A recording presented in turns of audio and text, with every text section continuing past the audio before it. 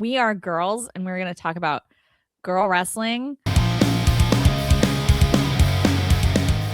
Hello, welcome to Girl Wrestling Podcast. I am the employee of the month, Emily Palmer Heller. And I'm the amazing Mets fan, Ann Clark. And we have a lovely guest who is... Is this the part where I introduce myself? Yeah, dude. The Colossus of Clout, Trey Steen. I made that up on the spot. Amazing. That's amazing. Mm-hmm. We're going to talk about Sasha Banks today. And Trace, I know you are a Sasha Banks fan. We are friends for like, I don't know, 15. Since we were 12. Yeah. Oh my God, almost 20 years. Yeah. Upsetting. I had described our friendship as one of the relationships in my life I'm most proud of. Yeah. That's so sweet. Yeah. You know, like, I know we're supposed to start about wrestling right now, sorry, but like, no, it's very cool to be able to tell people that like one of the editors that I work with now, who has like helped me like shape my career and become better at expressing myself as a writer, is also like someone I've known since I was 12.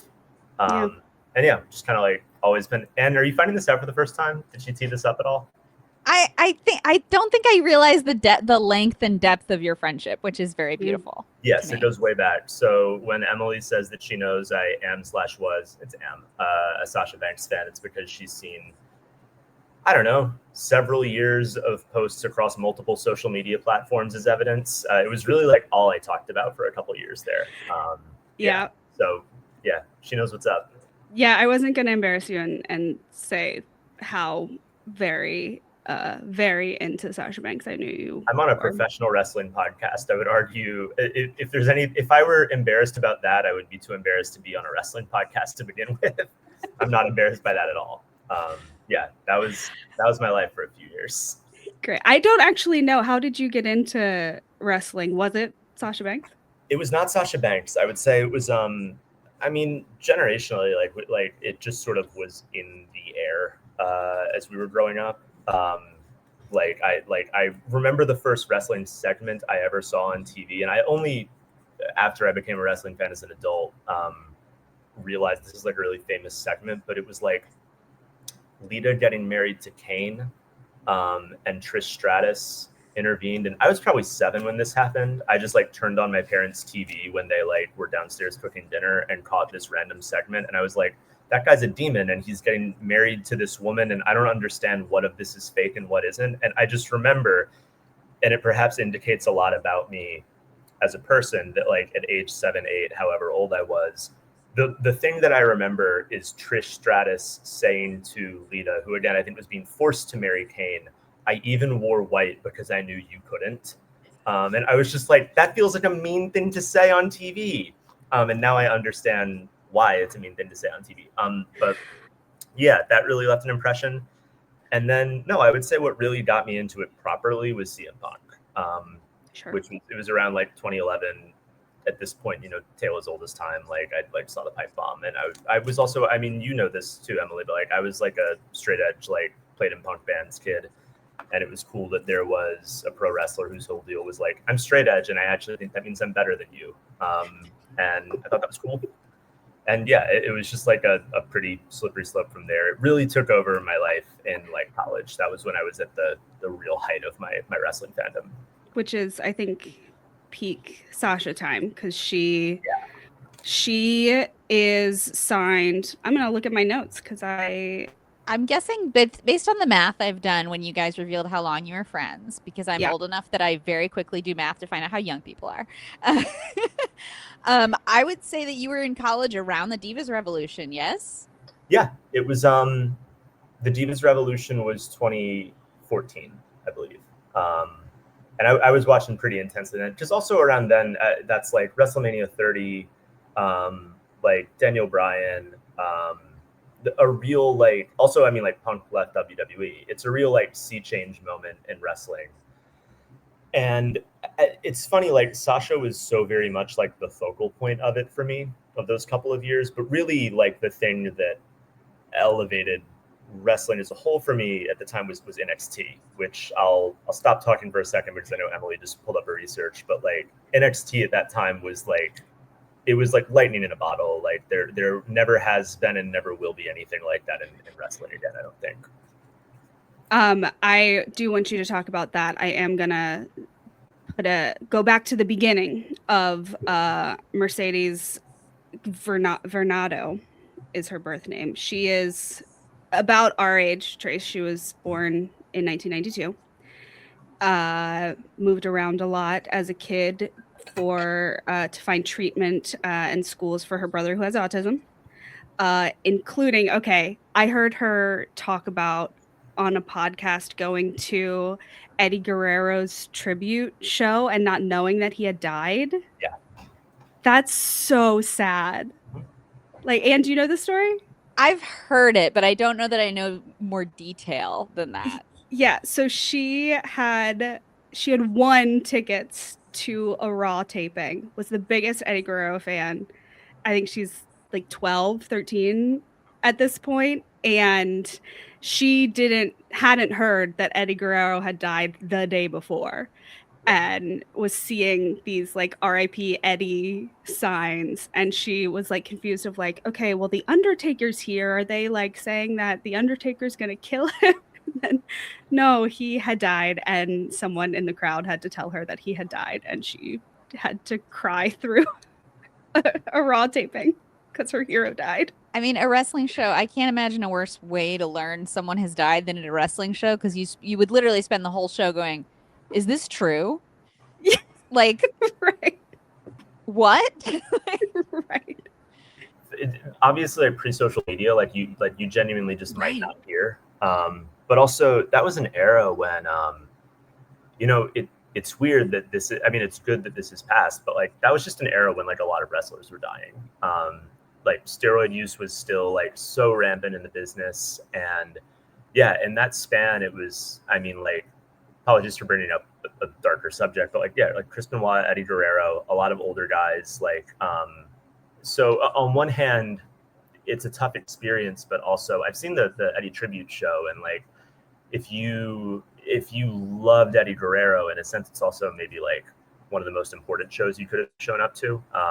It's really evident how much he meant to the industry and to his coworkers through that. Like, it's devastating, but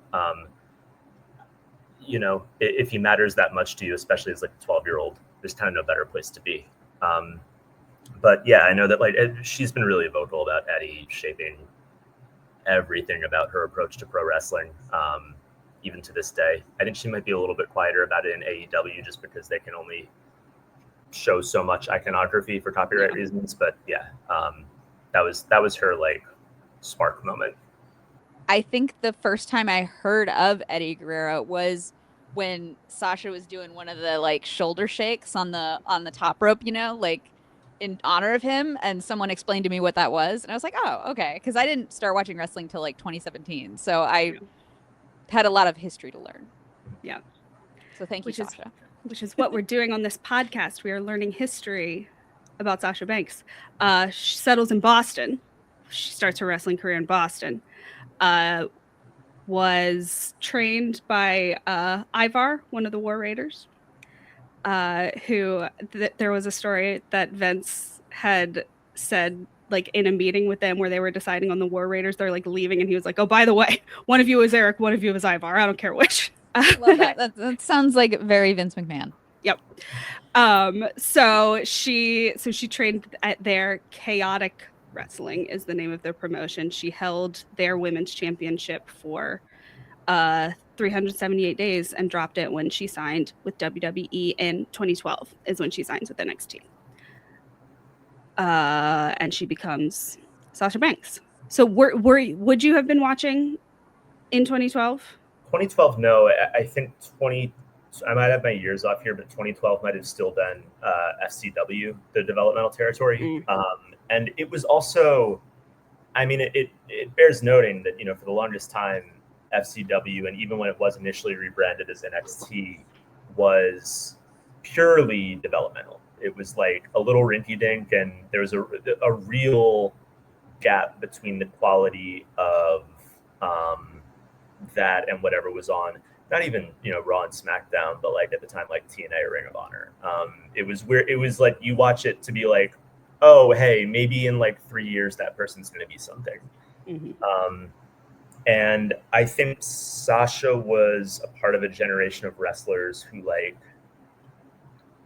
I don't want to say they were the first people who like grew up only ever wanting to be wrestlers. That like, they're obviously, those people have always existed, but like, it was a generation of people who I think had access to the full like breadth of the professional wrestling world, whether it was Raw, SmackDown, all of that at its height, as well as Ring of Honor, indie wrestling, TNA, New Japan, Lucha. All of that's just more accessible in the internet era, and I think that it can give you a different idea of like what you want to become as a wrestler. So rather than, and I mean, I know they still do this, but rather than, you know, it's bodybuilders or you know, college football players or gymnastics or gymnasts, pardon me.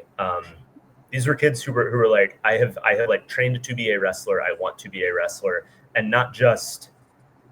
It's not like I've only trained like the physical part. Like I have studied like how to be a compelling character on television.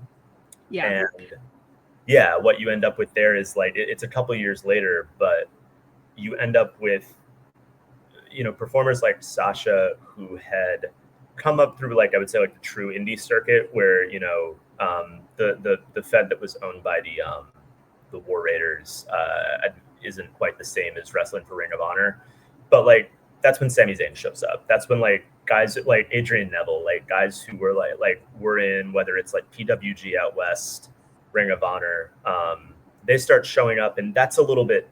I think that's when things start to elevate, because you're not looking at people who are learning to wrestle in real time. You're looking at people who already know how to wrestle, and now they're learning how to like be WWE wrestlers.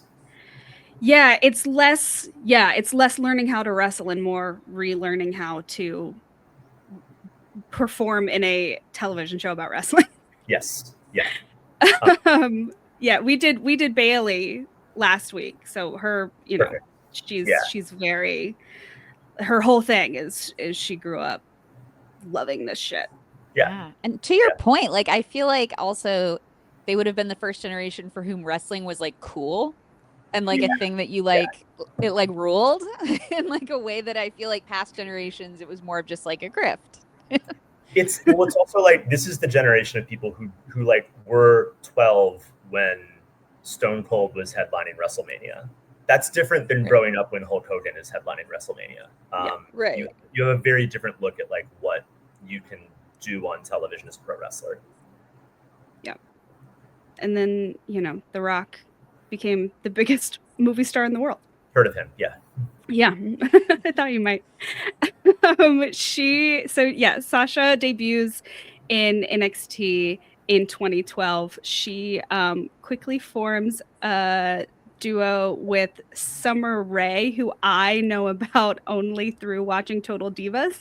Yeah, I am sure some of this got touched on last week, but it also bears noting that this is like a moment where it feels almost minimizing it to say that like the idea of what like women's wrestling can be is changing. It's like it's the early to mid 2010s, so it's a real like a lot of people waking up to the idea that women are people, and that can be reflected in art, in film, in the way we treat our coworkers, and also in professional wrestling, also in pretend fights on TV. And yeah, but before a lot of what we're about to talk about, like women's wrestling was pretty diminutive, and there are definitely like there are bright spots for sure, but yeah, it's Total Divas like played into what was on Monday Night Raw, and oftentimes a like female performer would be hired on the basis of like, okay, but like yes, they can wrestle, but like would they be good on Total Divas too? Like our Vanderpump Rules ass reality show. Yeah, I mean, I think to be absolutely clear, I love Total Divas. I want Great stuff. It used to be on Peacock, and it's not on Peacock anymore, and it's not streaming anywhere, and it makes me so mad. And I can't rant about this every episode, but I want to watch Total Divas. They should let me watch it. This morning, I was thinking about how I used to own a bunch of really in-depth like WWE documentaries and like match compilations on Blu-ray. And when they launched the WWE Network, I was like, oh, I don't need these anymore. I'll have this forever. That was less than 10 years ago. Like, they're gone now. That makes me so mad. You can borrow some of ours. We have boxes and boxes. Thank you. I appreciate that. I'm sure they're also $4 on eBay. Yeah. But yeah, Total Divas. I'll find you the box set for Christmas. You can just watch it on DVD. They did not put that out on Blu-ray. I promise. No, they didn't. But yeah, I mean, speaking of that, the next thing I have in my notes is her first WrestleMania appearance was in like a sexy slave kind of outfit on Triple H's throne, which I heard him talk about that in an interview as if it's like a positive thing that he is introducing these women to WrestleMania, and I wanted to punch that motherfucker in the face. It's so condescending. It's really bad. It's quite bad. I don't mean to go off on this tangent, but like, have you guys talked about like Triple H's whole like WrestleMania entrance thing and how he's just obsessed with Conan the Barbarian? No, we have not. No. Please say more. That's what all of his entrances are. He's upset. He's been open about it. He's obsessed with Conan the Barbarian. So yeah, all of those entrances are him just incorporating like the regalia of like the crown, the chains, like the hammer, and all of that stuff. And yeah, he always wants it to be like a Frank Frazetta painting. And in that particular instance, it certainly was like a Frank Frazetta painting, but that doesn't necessarily equate like positive female representation. Yeah, it was also, what was insane is I talked about this last week, talking about Bailey when she was on Stephanie's podcast, McMahon, you've heard of her. And she had mentioned an indie promotion that she worked with, but she didn't mention the name. And it was like Stephanie had to ask the name. And then on this H clip on Cody's podcast, he talked about that entrance and he only named Charlotte and Becky. Probably Becky. And maybe like Summer Rae, Yeah, I think it's Charlotte. Summer Rae, because she's not with him anymore, Yeah, I think it's Charlotte. Becky did a few of those things because she talked about how dumb they were in her book. Yeah, but so Cody only mentioned Charlotte and Becky's name, and then it was H who brought up Sasha. Like, the people who work for this company will not mention non-WWE things to them. Like, they have to bring it up. Yeah, it's like the boss has to okay it. Yeah.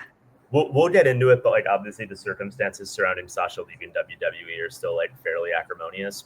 But at this point, I feel like Triple H has effectively said like the door's always open. Though I understand if she doesn't want to rush back at this point. But yeah, that's more the end of the conversation, I think. Yeah.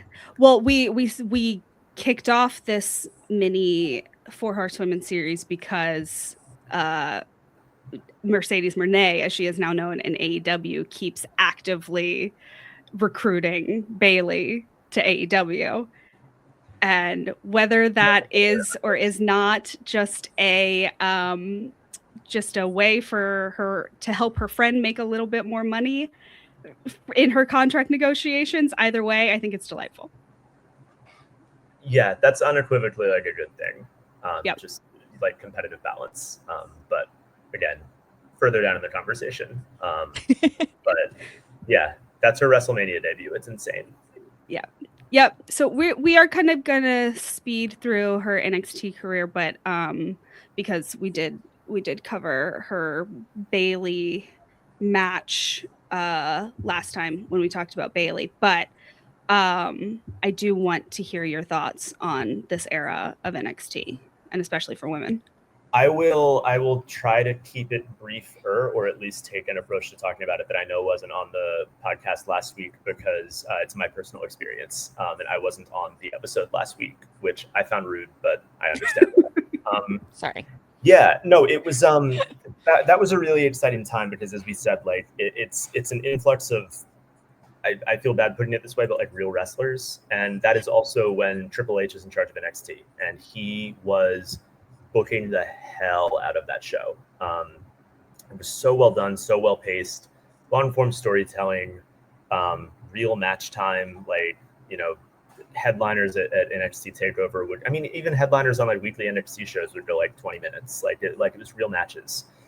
And watching those four performers, and especially Sasha and Becky, I would say, really find their voice and find their presence in the ring together. Like, you just knew, I think when everybody properly knew was the fatal four-way at NXT TakeOver Rival, which would have been February 2015. I should be clear for a second. I was in what was supposed to be my last year of college while all of this is happening. It's why it's so like firmly embedded into my memory. Like, I remember all of this more than I remember anything I like learned in a class that semester. And it was just like, I was so locked in on what was going on that show. I mean, the other big thing, Emily, was like Sami Zayn. Like, that was when, like, TakeOver Revolution, December 2014, or our Evolution, pardon me. He wins the title. It's just like, it's still one of my favorite pro wrestling matches ever. That's still one of the best pro wrestling shows I've ever seen. Like, Sasha's match with Charlotte is like excellent. But yeah, the fatal four-way happens. I think everybody knows they're booking Bayley in the like sort of Sami Zayn way.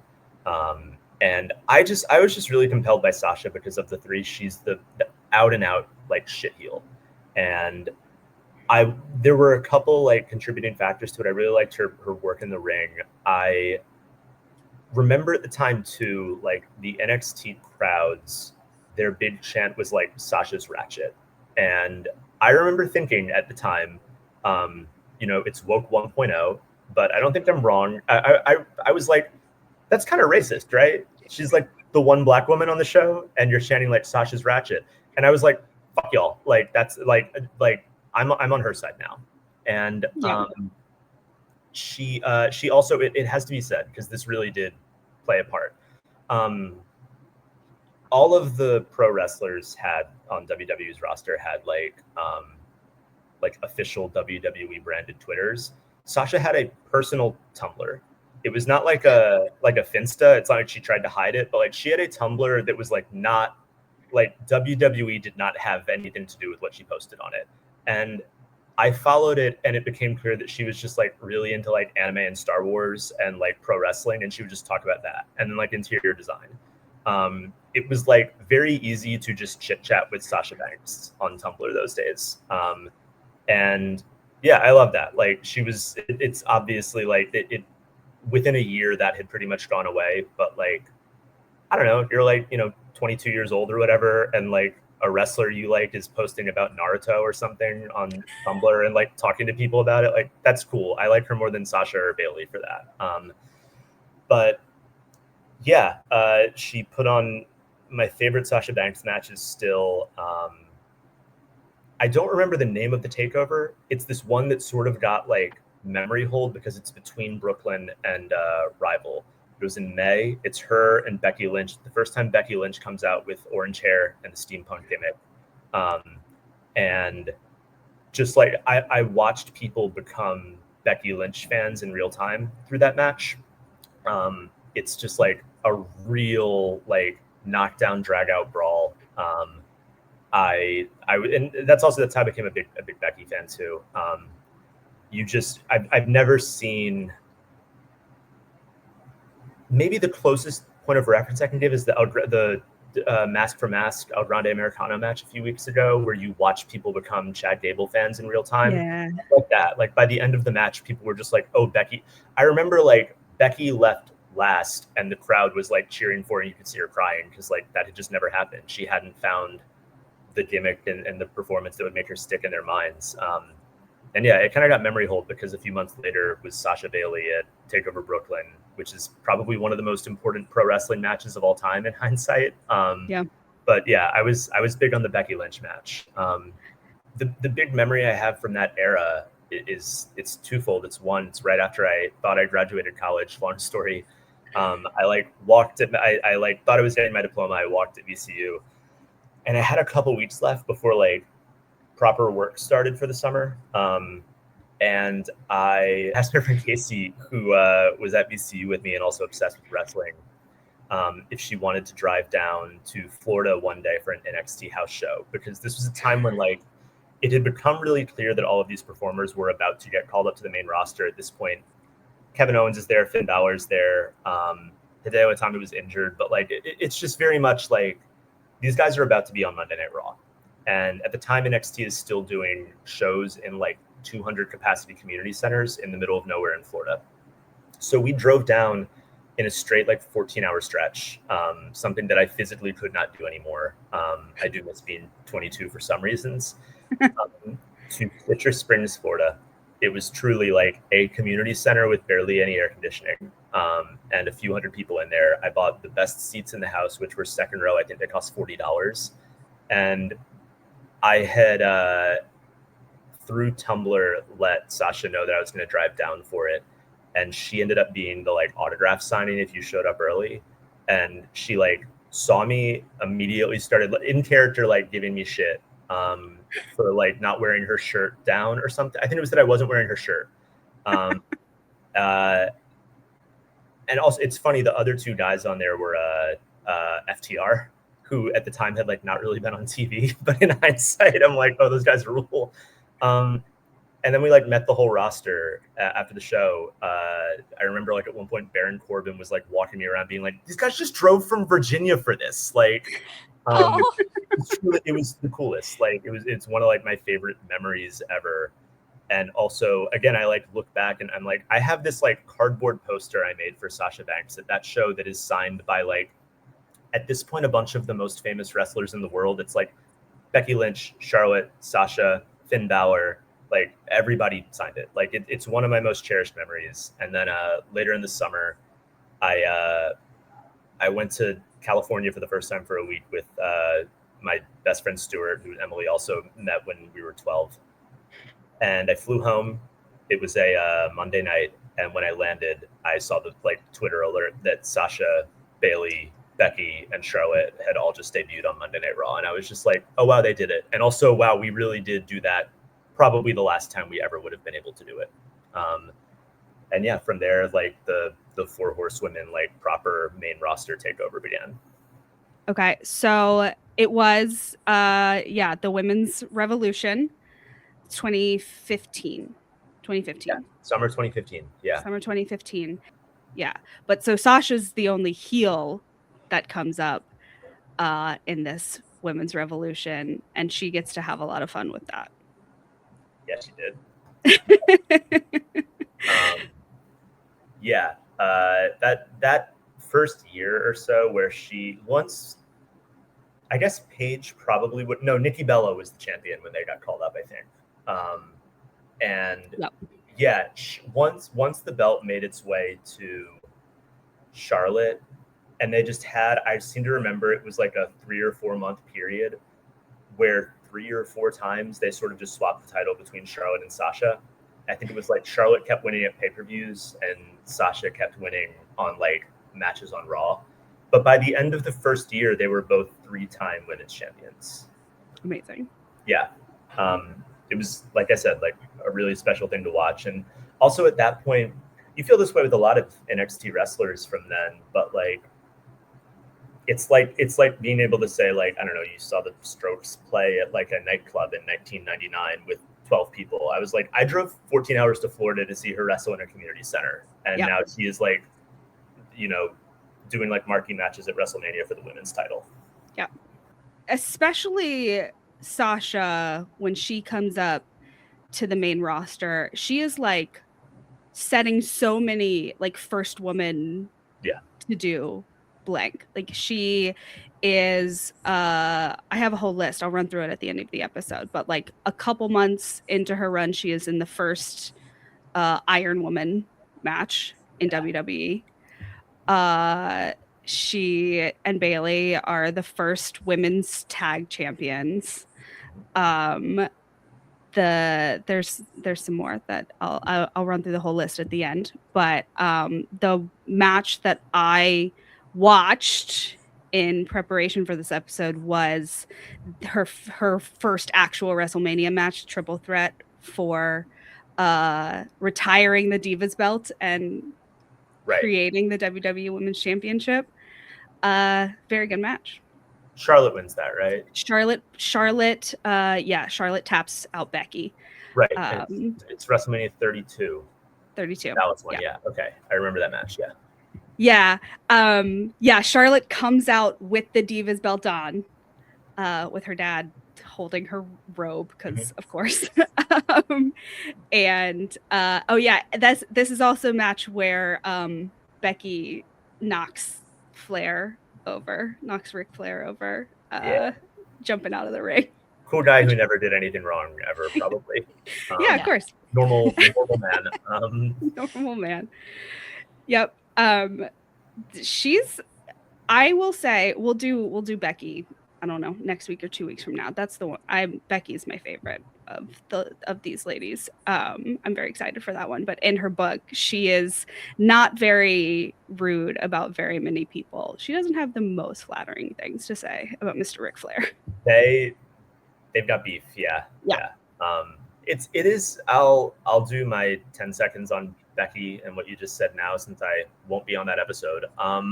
I like that I'm trying to just become the third chair of this podcast through this, but no, it has to be kind of vindicating for some people, because Becky was very much like, I guess the nice way to put it would be like, she would have been like the hipster pick of those four, where you're like the real, like, Becky's the one who really has the juice in like 2016. And I was always a really big Becky fan, so I feel like I get a little bit of that. But for her to become what she became, and for her to have done it the way she did it, has to again be like incredibly like vindicating. It's like, I was right. Like, yeah, she had the juice. Yeah. I mean, I think this is how Chelsea Green is feeling now. I am a huge Chelsea Green fan. Like, actually, Sami Zayn's got me curious about wrestling. Chelsea Green is the one who got me like to watch wrestling, because I saw her on a Royal Rumble, like when she was still in NXT, and I was like, I love what she's doing. Like, I had not seen anyone do what she was doing before in watching wrestling. Chelsea's also, I believe, she was on Tough Enough like the year that all of this was happening, like summer 2015, which is really crazy to think about. Like, because I remember she was good, but like I would never would have guessed. Yeah, that's been really cool to watch. I was I posted a video on our Instagram of my house freaking out when Chelsea won the WWE Women's Championship this weekend. It'll be 2 weeks ago when this airs, but it was very exciting. But we're not talking about Becky or Charlotte or Chelsea. We're talking about Sasha. I'll talk about any of them you want, but I'll focus on Sasha now because you asked me to come and talk about Sasha. Thanks. Yeah, so has set a bunch of records by the end of her first year, and yes, I will say, admittedly, around now is when my super regular keeping up with WWE fades a little bit, for a lot of reasons. I, again, very like woke 1.0 thing, but like I remember this was around the time like Trump got elected, and the extent to which the company was in bed with that made me just kind of passively lose a bit of interest. I also think that over the 3 years that followed is when the quality, I would say, began to drop off pretty heavily. But Sasha remained kind of, I would always keep tabs. Like, I guess the next really, really, really big landmark, unless you have anything between the two, would have been, is it WrestleMania in 2018 or 19 when it's her and Bianca Belair? It is I have it in my notes, but now I can't find it. Oh, it's 2021. Oh, it's a what? Jeez. It's a while. Okay. I was off for a minute then. Clearly. But so first is her tag run with Bailey. Yes. Which we just kind of talked about, and then she when they have to drop the belts fairly soon after at WrestleMania is when she takes her first like break, and there's a whole thing around it. The thing that set it off was her canceling on the Wendy Williams show, which I think is hilarious. I don't think I know about this actually. That's really funny. Wait, why did she cancel on the Wendy Williams show? So after WrestleMania 35, 2018, she and Bailey have to drop the tag belts, which is like just a couple months after they got it. And the like chatter was that she was mad about having to drop the belts so quickly that she like quit wrestling. And that was sparked by her canceling the Wendy Williams show for personal reasons. Which was the personal reasons were burnout. Like she was I'm mad. yeah. I think they described it as a family emergency, and it's like, yeah, being so mad that it becomes a family emergency.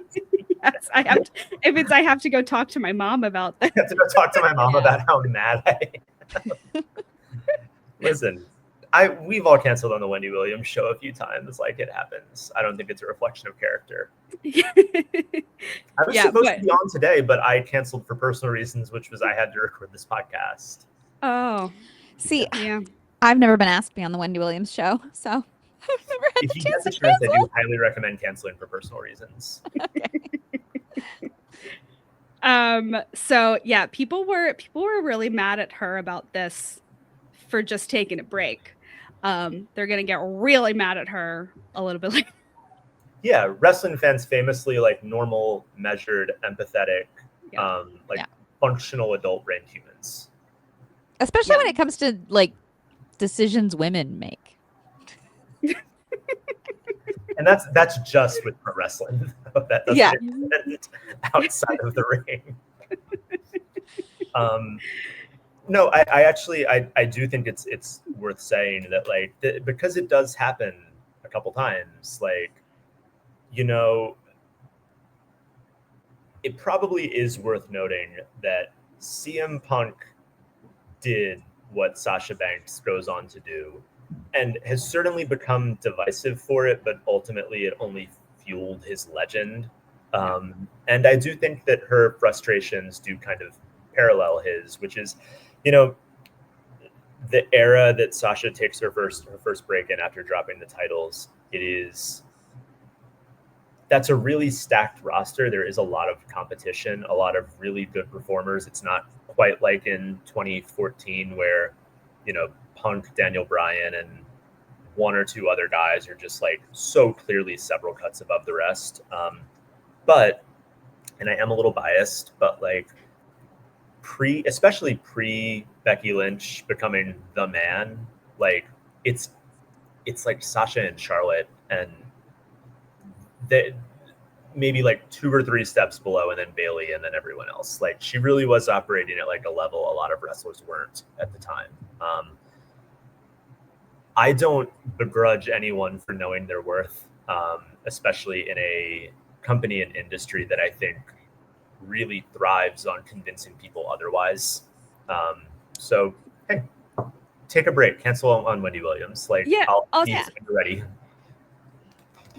Yeah, I also like 2 things can be true, both that she was mad about what is kind of just the business, and also she's working very hard at a very high level for a very long time. That is that wears on you. I don't want to do it. Yeah. And Wendy's messy sometimes, you know, she can like really put you on the spot. Mm-hmm. I wouldn't like canceled on her, but yeah. So she does eventually come back. It's only like a 4-month break. Immediately gets injured again, but then she comes back again. And they do win the belts back, and they are the first women's tag team to hold singles and tag belts simultaneously, and only like one of 5 at the time to have done it. I don't think anyone's done it since, but I could be wrong. And then we get to her WrestleMania match with Bianca, Right. which I also watched that match. So you said that's 2021, right? That's 2021. I will throw in one more minor highlight outside the wrestling ring. I did not know this was happening, but I distinctly remember the day in late 2020 when I sat down to watch an episode of the Disney Plus series The Mandalorian, set in the Star Wars universe. And I probably hadn't watched wrestling in a year at that point. And I can't remember if her name was in the opening titles or what, but like Sasha Banks showed up as a Mandalorian and I lost my damn mind. I thought that completely caught me off guard. I was thrilled. As Casca Reeves, who I think she came back for like 1 or 2 other episodes, but that was also very validating. I was just like, oh shit, like I drove to see this girl wrestle in her community center and she is a Star Wars character now. Like that ruled. Yeah, I didn't bring it up because that show sucks. We know that now, but I didn't know it then. Yeah, I liked it back then. Didn't like it then. I was vindicated. That show sucks. Okay, well, we can all have our own vindications this episode. Yeah.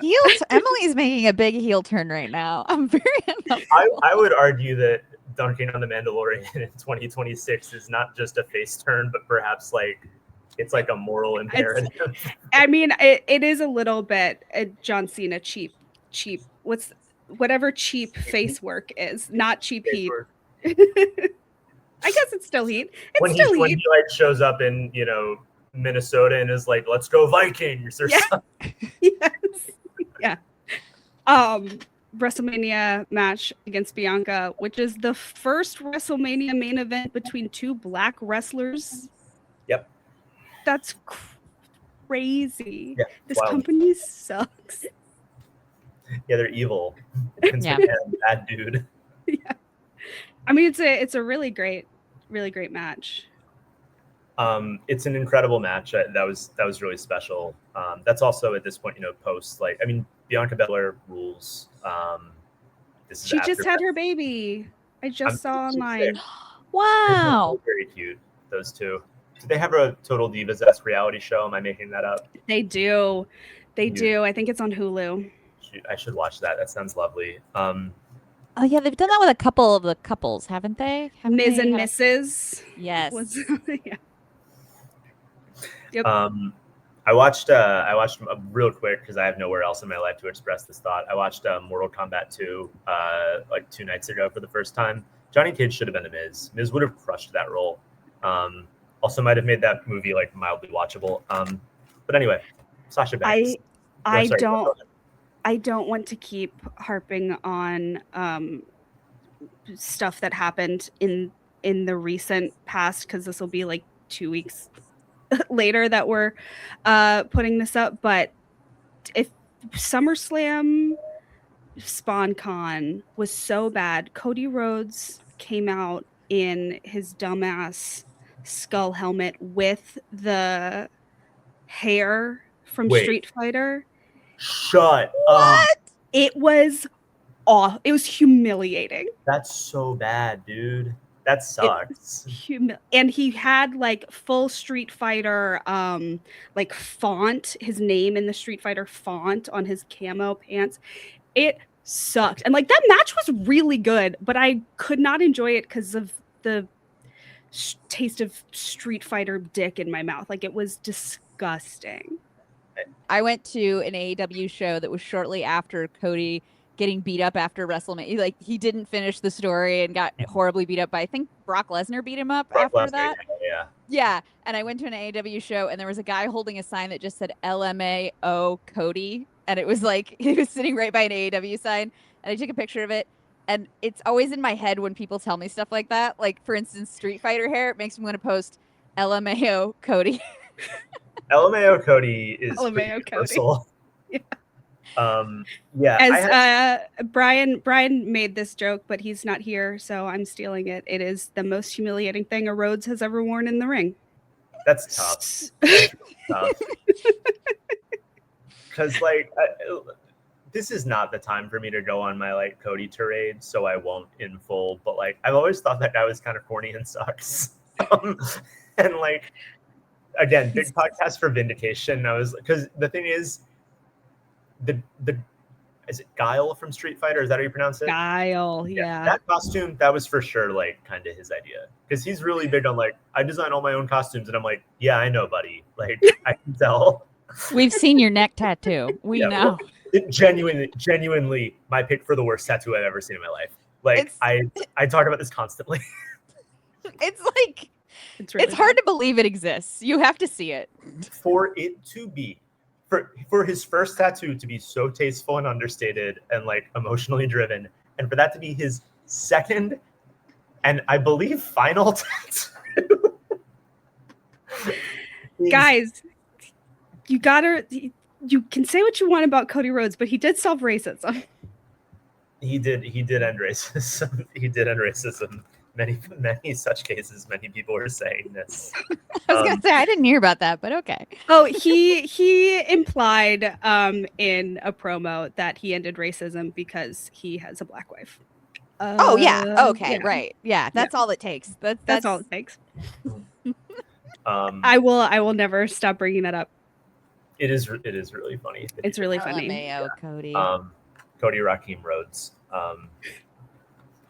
That's my Twitter. Do we have anything more to say about Bianca Sasha WrestleMania? It's really good. It's really good. It's really special. That is to me sort of like the culmination, as much as anything. Yeah, because the next stuff that happens is all like tied up in her exit. Yes, very tied up in her exit, I would say. Yeah. Yeah. Which, do we want to? It is funny talking about this alongside Cody Rhodes, because if there was a time to finish the story, i.e., end it, maybe that was it. The WrestleMania match, and then it's on every week, and you gotta have more, and there was more, and it ended not super great. Yeah. So after this WrestleMania with Bianca, Sasha starts tagging with Naomi, and this is when they win the tag belts again, and this is when they are not happy with their booking and walk into they quit in the middle of the taping. I went and watched, they talked about this on Unreal. Naomi talked about it. And they keep talking about, they went into the office of the head of talent relations, who isn't there anymore. And they won't say his name. It's because it's John Laurinaitis, who is a sex criminal. Yeah. A normal guy who hasn't done anything wrong that I know of. Of course. Yeah. Yeah. Who was allegedly a sex criminal. Allegedly. Yeah. So yeah, they did. That's another case of not mentioning someone's name on a WWE product. I want to be careful about how I say this, but there are wrestlers who will get heat for their political affiliations or something, or not particularly warm or empathetic belief they have about other people, and people will be like I'm never watching them wrestle again, and I'm like, my brothers, do you know who founded the World Wrestling Entertainment Corporation, and then who he proceeded to hire and do a lot of sex crimes with? Because it's some of the people who are on TV right now. It's bad and evil. It's really bad and evil. Yeah. Part of engaging with this art form is in accepting a lot of people who create it are absolute dirtbags. Yeah, it's bad. It's, I mean, it's because that's the thing. It is a dirtbag art form. And it's a carny show. Yeah. Carny Derogatory. shit. Yes. It runs top to bottom. It is present at the smallest of indie federations and at the absolute like tip top. And I think the real difference is that WWE like has an office building and ostensibly like an accounting department. Whereas the feds just pay with like cash and envelopes. But yeah, it's all the same. Which is why I don't begrudge wrestlers who leave under somewhat acrimonious terms like Sasha Banks. Exactly. So yeah, they quit in the middle of a taping, and the way that the company talked about it was disgusting. The statement that they put out is, I'm just gonna the official press release on their website was bonkers. Yeah, I still remember where I was I have on Twitter. So please tell me. I'm pulling it up right now. So this is their statement in full on their website. When Sasha Banks and Naomi arrived at the arena this afternoon, they were informed of their participation in the main event of tonight's Monday Night Raw. During the broadcast, they walked into WWE Head of Talent Relations John Laurinaitis' office with their suitcases in hand, placed their tag team championships belts on his desk, and walked out. They claimed they weren't respected enough as tag team champions, and even though they had 8 hours to rehearse and construct their match, they claimed they were uncomfortable in the ring with 2 of their opponents, even though they'd have matches with those individuals in the past with no consequence. Monday Night Raw is a scripted live TV show whose characters are expected to perform the requirements of their contract. We regret we were unable to deliver as advertised tonight's main event. Yeah, they clearly changed something on them last minute, and they said no. Yeah. Also, I want to say, like, not for nothing, like, I mean, I don't know how true the like safety aspect of it was or how much that weighed into it, but like, you know, I would think that Mercedes Vernado is like somebody who she got blamed for Paige's injury, didn't she? She was not correctly blamed, but like people blamed her for that. And so it's like the kind of thing where, yeah, I mean, any wrestler would take it very seriously, but somebody who's been accused of like ending someone's career already would be like, no. Did either of them ever like shoot in an interview about their side of the story? I have not found anything that is not just like very vague of like, we weren't happy with the booking. Like that's kind of all they've said. Yeah. It's hard because Trinity's in the bloodline. I mean, she's like, you know, she's a big, she's very enmeshed with that company. Yeah. She's back, right? Naomi or Trinity? Sorry. Well, she is, but she is out. She also just had a baby, so she's out. Yeah, she goes by Naomi again in WWE, but she went by Trinity for a little while. Okay. Yeah, listen, like unequivocally, it is on some level a bad look. Like there are, you know, to the point about it being carny shit. Like there are these weird rules that run really deep and hold a lot of weight in the industry. One of them is, it's not even, I mean, it's obvious, like, you know, you perform if you're booked to perform, but like I know one of the things they say is like you always stay until like the end of the show, even if you're not on the card, because they might need you. It's just sort of a respect thing. So it really is like, it's a cardinal sin in pro wrestling to do that, but also at this point with what we know about how that company runs internally, it would not surprise me at all if they were asked to do something that they were uncomfortable with, didn't feel they had the time to prepare for, and as a result just walked, which sucks. You know, I think Sasha was one of the most important performers in that company for like, this was 2022, 2023, right? Something like that. Yeah, 2022. Yeah, like that's 10 years, like completely changed like what the company did with their like women's division, put on some of the most important matches in, you know, the history of the company, at least in the 21st century. I have always liked that she has this energy to her. I think, you know, there's that adage, I'm sure it's been repeated on this show, but like the best characters in wrestling are just your personality cranked up to 11. Yeah. And like, that certainly feels like a Sasha Banks move. And, you know, I think there are people who could never do that because they couldn't land on their 2 feet, and she certainly seems to have landed on her feet. Like, she seems fine. She leaves WWE, goes to AEW, where she became the highest paid women's female wrestler ever. And can I just say, in between there, she was at New Japan. Sorry if I'm like jumping ahead to things, but I remember so vividly watching her debut in New Japan, and it was so like awesome. I was like, with the dancers, did you remember the dancers that she had, where it's just people in New Japan t-shirts doing like a synchronized dance before she comes out, and she had this song that was basically like crisscross. What's that song? Jump Around that Crisscross has. It was basically the beat from that song, but it was very good. Yeah. God, that was fun. Oh, I loved that. The thought crossed my mind. I was I went to Japan for the first time last month, and while I didn't get to see any wrestling, I went to a baseball game at the Tokyo Dome, and I was seated up in the nosebleeds.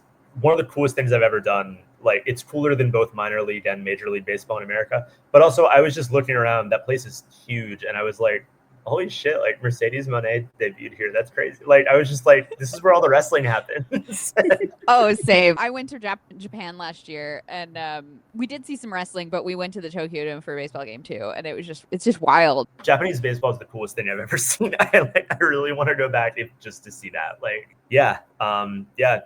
was in the Tokyo Dome. Sasha was in the Tokyo Dome, I should say. And then probably like a year later or so, like 2023, becomes the highest paid female wrestler of all time at AEW. Yep. Is that it? Sick. Yeah. I think so. I've never been to Japan. Well, you gotta go. We'll get you there. Logically, you go next year because that's true. Year, I went this year. You go next year. Yeah. Great. It's cool. They have toilets that are good for lots of reasons. Awesome. Love a good toilet. Yeah. I don't want to get too far into her AEW career because we've been talking for a long time, and this is about Sasha Banks, not Mercedes Moné. But I do. I respect that a lot. That's really cool. I do want to briefly. I do want to talk about her like belt collector run and how we feel about that, because there are a lot of opinions about this online. And I want to know what your thoughts are. I think she should have as many belts as she wants. I am inclined to agree. I guess the argument against is that because I remember seeing, admittedly, I fell off a little bit with, like, I don't think I've seen any of her AEW matches because I'm a Sasha Banks fan. I don't know who Mercedes Moné is. But God, there's so many heels on this podcast. There's so many heels, yeah.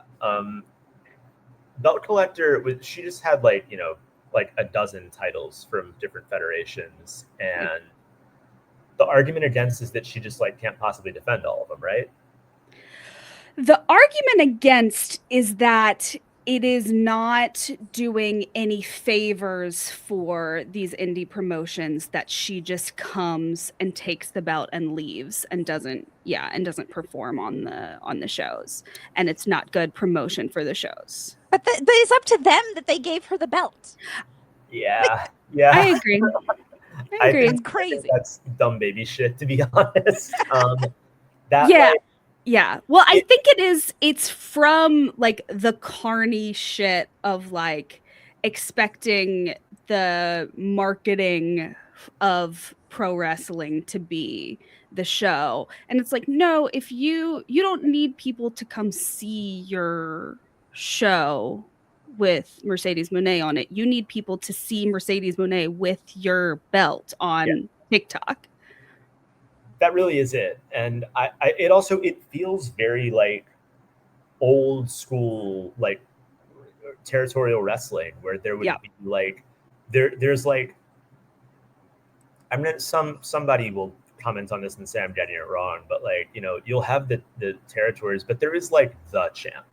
Like, and you want the champ to be associated with like your promotion, your federation, your territory, and like, or there's like the territorial championship who then goes around to all the different promotions in Georgia or Texas or wherever. And there are people who will say it like didn't work then, but like it actually kind of like the foundation of the wrestling industry. Like, think it's good. I think it's cool. And again, as you said, like,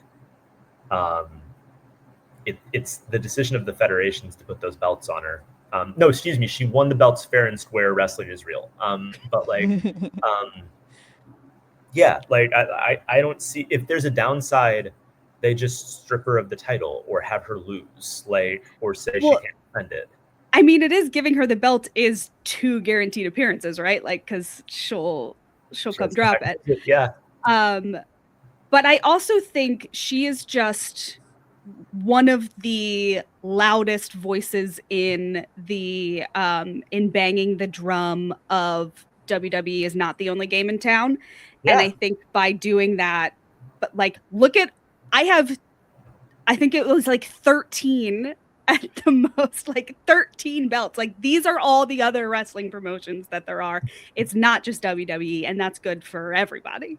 And what have you seen WWE do since then? You've seen WWE move in on TNA, move in on AAA. They are trying to make up for lost time now because they're scrambling because they look foolish. Yep. Mm-hmm. Yep. They were quite foolish. They really were. Yeah, I think that's a really good point. It's like I have 13 belts and I'm on a Star Wars show of dubious quality. And yeah, like there are other routes. And I do think that is like perhaps even more so than just like there being an AEW to the WWE, whether it's WCW, AEW, whatever it may be. Like there being other ways to win in this industry is really important. And I think that, I said earlier, like, maybe the story as it seems was finished when she headlined WrestleMania with Bianca Belair. But for someone whose whole character for the longest time was like a person who like understood her worth, didn't take shit from anybody. And I think also to some extent understood, I try not to talk like too terminally sincerely about like wrestling canon or like the character or whatever, but someone who was like, I am not as big as Charlotte. I am not as like, I don't radiate the charisma, the charismatic joy of Bayley. Like I'm not the Bella twins. I'm not going to be a supermodel. Like I have to do this my way. I have to find my way to make my place in this industry, in this federation. Like I'm going to have to do this a way that nobody else has. And I think there really is something incredibly poetic about this being where she's landed, like no longer with WWE, but very much doing it her way. And also, what would be the way to put this? Like showing people that there's another way, but also doing it at a level that I don't think anyone else in the industry can do. I think you can look at Sasha Banks as a young wrestler. Pardon me, Mercedes Moné. Mercedes, what's her last name again? Vernado? Something. Yeah. Vernado, yes. Looking at my close personal friend from Tumblr, whatever her name is, and seeing like, wow, there are so many other ways to do this, but also there's only one person who can have 13 titles and be a Star Wars character, and it is my friend from Tumblr, Mrs. Sasha, Miss Bank, Mercedes, her, the girl the girl who's reading this. She is she. She's the one. Yeah, I like to think that that'll be her legacy. I will always hope that Sasha Banks shows back up on WWE one day, but I think I'm fine with that being a while. She should get her bag. She should have her fun. Blaze a few more trails. Yeah, I mean, she can take the CM Punk route without pissing off quite as many people. Yeah. Dude, like they brought Ultimate Warrior back. Like no door is closed forever. Yeah. So and I'm excited to see it open, but also what's on the other side of it has been pretty cool to see. I mean, she's been doing great in AEW. I don't know if you knew this. I saw her return. It was in Richmond that she took off for another couple months in 2026, and she came back at a Dynamite taping in Richmond, Virginia. Was it at the Siegel Center or where? Yeah, it was at the Siegel Center. Okay. I only just recently realized that the Coliseum has been fully closed for years. It's gone, dude. Dude, that sucks. Yeah. Yeah, dude, that rules. It's really exciting. Also, I meant to say this earlier, but like this would have been probably 2018, maybe 2017. But like ahead of her first hiatus, when she was really burnt out, I remember I was visiting Richmond when maybe it was a Raw taping, maybe it was a house show or something. They had a show at the Coliseum, and I didn't end up going, but like they had a partnership with Cricket Wireless at the time, and there would just always be like a wrestler would do a signing in town, and she was doing the signing, and I remember seeing like the line like wrapped around the building. And one has to assume at that point in her career that she's doing stuff like that twice a week, 3 days a week. Like it's such a grind. Like the schedule at the time hadn't really been amended. I'm totally backtracking to that part of the timeline, part of me, but like they're doing so many house shows, so many outside responsibilities, getting contracted for WWE movies, taping for other WWE shows, fan meet and greets, like all of that. And she really was for a while like one of the names they were pushing the hardest there. So I think to bring it back to, the more present, like she also kind of, I don't feel like Sasha Banks leaving WWE like left anything on the table. I remember when Edge had to forcibly retire. That sucked, but that was a real like, what else could Edge have done at that point? Like they put it on the T-shirt for his like Hall of Fame ceremony. Like done it all, won it all. Like accomplished everything you can accomplish in WWE. I think she did too. Like it's not like there were stones left unturned. It's not like when CM Punk left before he got to headline WrestleMania. Like there's just the promise of more Sasha Banks eventually. And I'll always want more Sasha Banks, but I certainly don't feel like I don't feel like there's anything I missed. Yeah. Yeah. I mean, I think her first run was all these firsts. And so I think you can come back as like okay, what's next? There's so much stuff that had to be back to basics because it's the first women's whatever.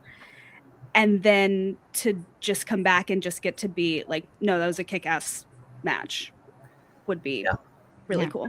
Can I say a story real quick? It's like, please. Okay. It's about Mercedes Moné, but like, it's a fun one. Okay. It's hard to find this. You might have to just buy the whole pay-per-view. It's the New Japan Resurgence pay-per-view. She was meant to be crowned the inaugural Strong Women's Champion, right? It was a new title. She's in the final against Willow Nightingale. She lands wrong on her ankle and is seriously injured. This was amazing. She and Willow change the end of the match. She tells Willow, like, I'm too injured. You have to win and take it. And like, so Willow pins her, but they didn't tell the ref. And the ref stops after 2. And the whole crowd goes nuts, booing like crazy. Because it's just so bad. And then Willow picks her up again and does another, I think they're doing pile drivers, like does another pile driver and pins her and wins the title. But I just want to say, like, it says so much about the kind of wrestler she is, in my opinion, because it's like to be like, oh, I'm injured. I have to change this match now. I have to give her this belt that's like a new belt that, I was supposed to get. Like, that's crazy. Thinking on the fly, thinking on your feet, like, and the humility to do that, because it's like, she could have been like, oh, I'm hurt, you gotta let me pin you right now. We have seen people get hurt in matches, and I mean, like, that happened with Finn Balor, like with the first Universal Championship.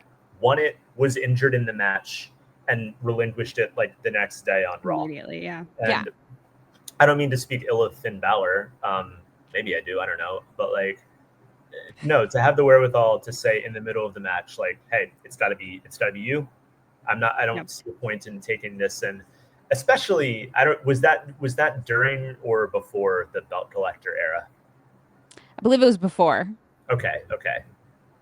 Maybe the belt collector era is her getting her recompense for that. Like, yeah, there you go. You gave up one title, now you get 13.